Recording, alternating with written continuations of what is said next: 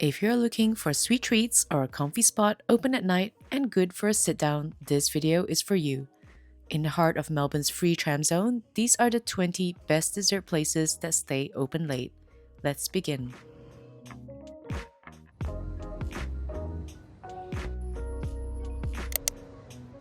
Sugarays is a hidden gem of Elizabeth Street. It's a fun casual spot with scoops or classic sundaes if you're feeling indulgent. They are also not stingy with tastings, and I got ube and pistachio, which were packed with flavor. The flavors change regularly, and the gelato is entirely plant-based. I actually found it creamier than regular gelato and tasted even better after letting it melt a little. I've now decided that it counts as a vegetable and is good for me. Please don't fact check this.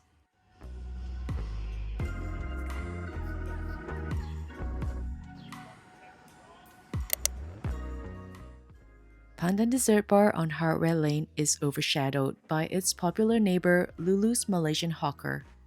The dessert bar has some tasty looking curry noodles, but here's a hack. Lulu's famous char kway teow noodles are also on order. I also got an ABC iced kacang bingsu in a cup and a pandan pudding. The noodles were good with a spicy kick, so it was good to put out the mouth fire with some ABC bingsu. It's a classic Malaysian street dessert, a strange combo of flavored shaved ice, red bean, cream corn, jelly, and peanuts. The trick is to melt it and mix it together, and personally, it hit the spot. The steamed pandan pudding was good, smooth and jiggly with brown sugar syrup and longan fruit. If you're into Malaysian street food, add this spot to your list.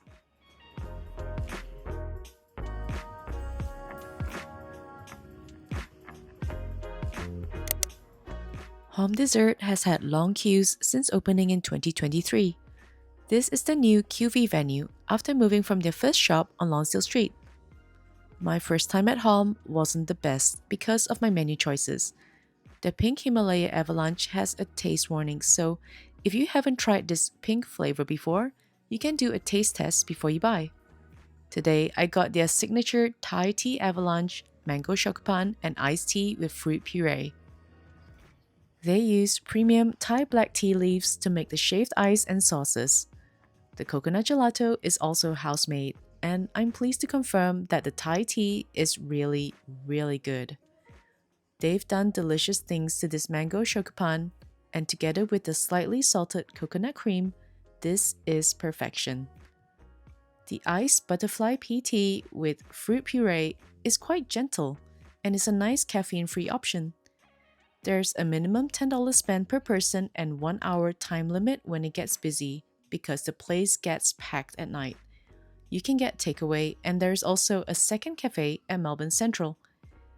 The outdoor area has a heater for winter, but it still gets pretty drafty.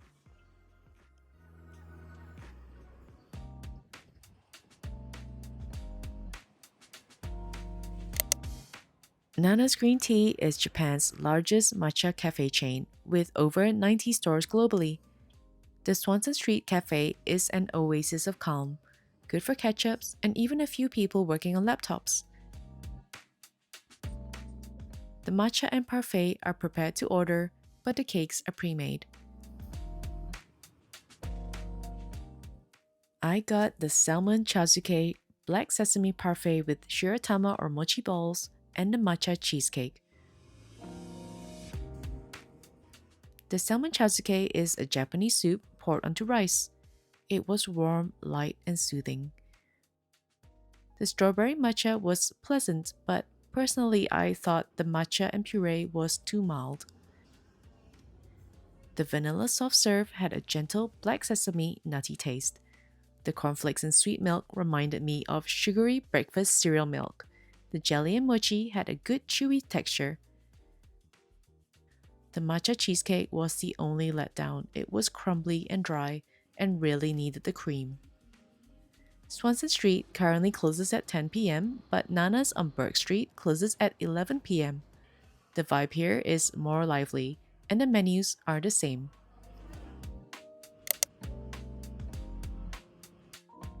Anita Gelato started in Tel Aviv, and now has stores globally with at least 11 outlets in Australia. The seating is generous but gets filled quickly.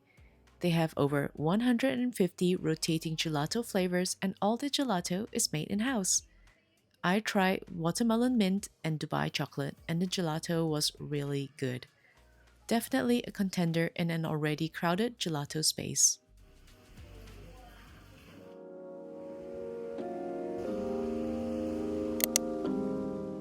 Keki Milk Bar is a cozy cafe on La Trobe Street, which has a faithful following for their signature light and airy Japanese-style souffle pancakes. I was genuinely confused at being given only a dessert fork, no big knife and fork. Turns out, this souffle pancake is held up by moonbeams and good wishes because you barely need the lightest touch to cut it. The secret is rice flour and batter made daily with free-range eggs. If pancakes aren't your thing, Keki also have matcha cheesecake and mousse. Their Mont Blanc coffee was also really good. Fun fact, the pancakes are all gluten-free, but the delicious taste and vibes are why you'll be planning your next visit back. Located between Emporium and Melbourne Central, Art Frozen Yoghurt is a hidden gem in plain sight. The white and blue vinyl, LED lights, and random blue whale may scream dental clinic, but don't worry, they're fixing cravings, not cavities. The self-serve yogurt has a good range of flavors, and the toppings look fresh and well stocked. I also ordered a dorayaki. The Japanese pancake was a little dry, but with red bean and fluffy matcha cream filling, it was good. The robot cat approves. The bubble pancake was also a bit dry on its own, but would be great with more soft serve and toppings. Exactly as the slightly scary food replicas were trying to teach me. It's a budget-friendly, choose-your-own-adventure dessert worth a try.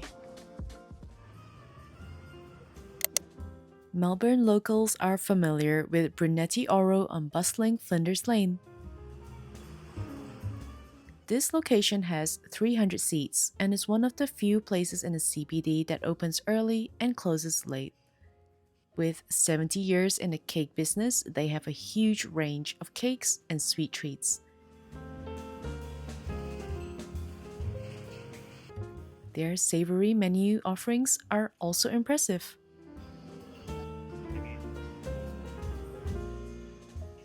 After collecting your coffee, find a seat. Brunetti has bite-sized versions so you can try everything.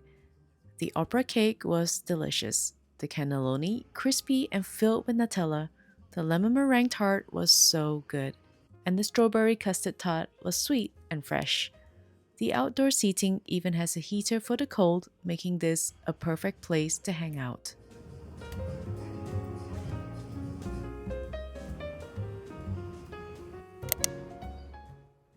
Hareruya Pantry is hidden in a laneway off Littlebug Street. It has bento, matcha drinks, and Japanese-inspired gelato flavors. You can get the gelato in scoops, wrapped in a mochi skin, or sandwiched in a Japanese crispy wafer shell called a monaka. For the sake of research, I got both mochi skin and monaka with blueberry yuzu cheesecake flavor. The gelato was creamy and perfect. My usual is matcha or sesame, and they do change up the flavors regularly. A good gelato spot which can get very crowded at night.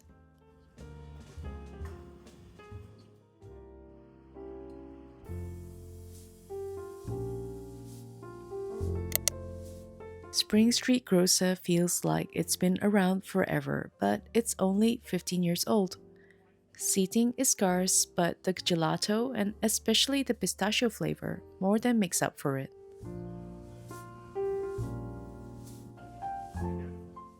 The Grocer closes at 8 p.m., but it has a good range of Italian and gourmet goods. The basement cheese room is no longer open to walk-ins, but they have free cheese tasting events once a month and other ticketed events.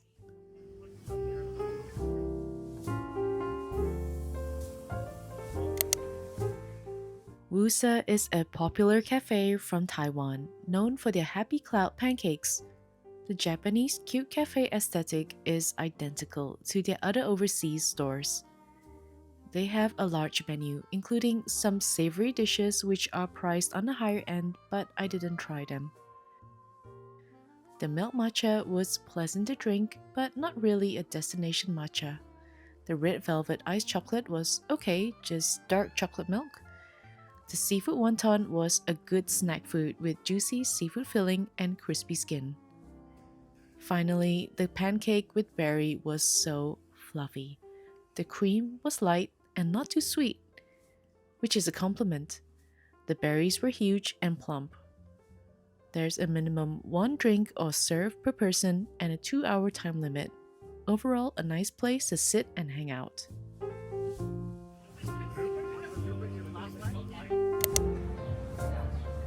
Piccolina Gelateria has yummy gelato with a good range of flavors. I've had it over the years and they are consistently good. There are a few locations. The one on DeGrave Street has seats and shelter but is a little cramped. Hardware Lane has more seats, but to get inside you need to go upstairs. The Swanston Street is takeaway only, but there's some standing space.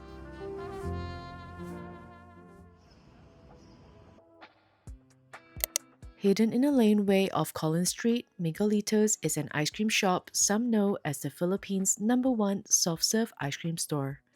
The ice cream is sweetened with stevia and has less sugar. There are also candy toppings in case you wanted to add back on the sugar. I got the purple yamango, a mango soft serve with fruit and ube puree. The fruit was sweet, the ice cream creamy, and the ube balanced it all out. It has fruit, less sugar, so it might be healthy. Let me have this.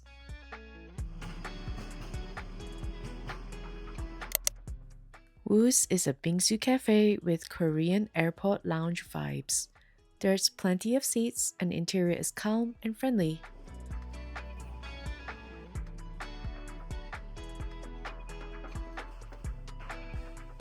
Their signature is putting candy eyes on almost everything so that you can be stared down by your dessert before you eat it. I got freshly fried chicken karaage, which was so tasty and one of the better ones I've had recently. The mango bingsu was really easy to finish, and the fruits really made the dish. But if you like your sugar with a side of sugar, this is probably not enough. The salted honey matcha was really nicely balanced. I was really happy with this. The lemon tart was sour, which I liked, but some might find not sweet enough. Unfortunately, this time the tart shell and marshmallow were soggy but still tasted nice.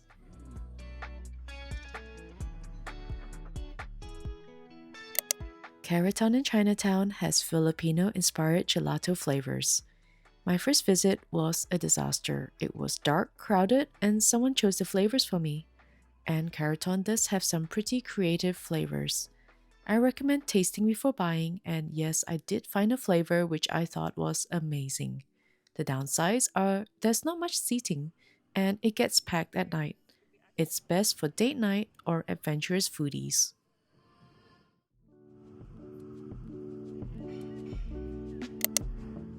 Pidapipó on Hardware Lane is one of my favorite gelato stores. The interior is beautifully retro. The gelato is creamy and smooth with an exciting menu of flavors. Seats are few and almost impossible for big groups, so standing in the laneway eating your gelato is probably the best option.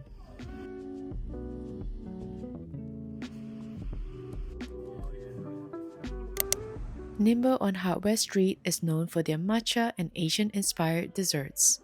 They regularly change up the menu so it stays fresh. This time we tried injomi or Korean rice cake flavored bingsu, which was really tasty. The matcha desserts and drinks are also very good. The store is small and narrow, but somehow still has a cozy vibe.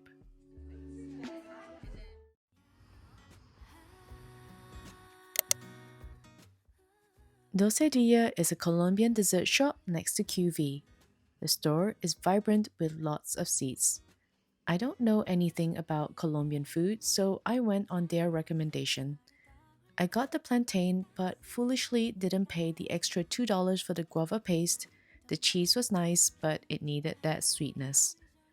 The oblea was amazingly good and a real crowd pleaser. It's a crispy thin cracker filled with peanut butter, shredded cheese, whipped cream, and jam. And I mean, wow, wow, wow. This was memorable. I finished with the cholado. It's a shaved ice, syrup, and condensed milk drink. The fruits were nice and fresh. Personally, it was really sweet, but in Colombia, it's shared between a few people and sipped slowly, so I can see how this is great for hot weather.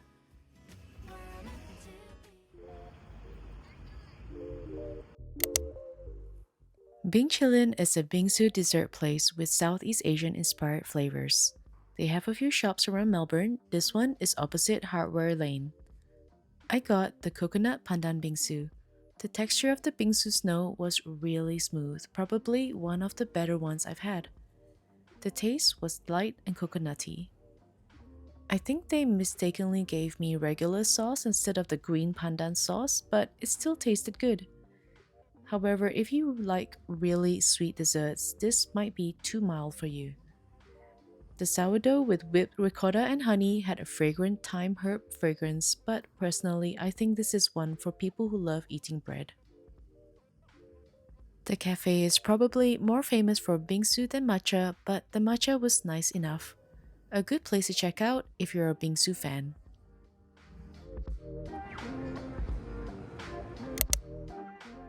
Omi 380 is a modern Japanese fusion restaurant with a mind boggling range of things to eat. Omi has some really good savory dishes, but today we are trying their desserts. Their gelato is creamy with delicious Japanese inspired flavors. Here's what I got. The yuzu kakigori is more fun to look at than to eat. It has really good yuzu flavor, but there were chunks of ice, and the jelly ball is beautiful but confusing to eat. The burnt cheesecake is made with Hokkaido milk, and it was really good and creamy. The matcha roll was pretty good as well, as long as you got some matcha mousse, and don't be like me and just eat the sponge. Overall, the desserts can be hit and miss. I find the savory dishes more consistent, but it's still worth a visit. I hope you've enjoyed the video. Please subscribe to support the channel. Thanks for watching.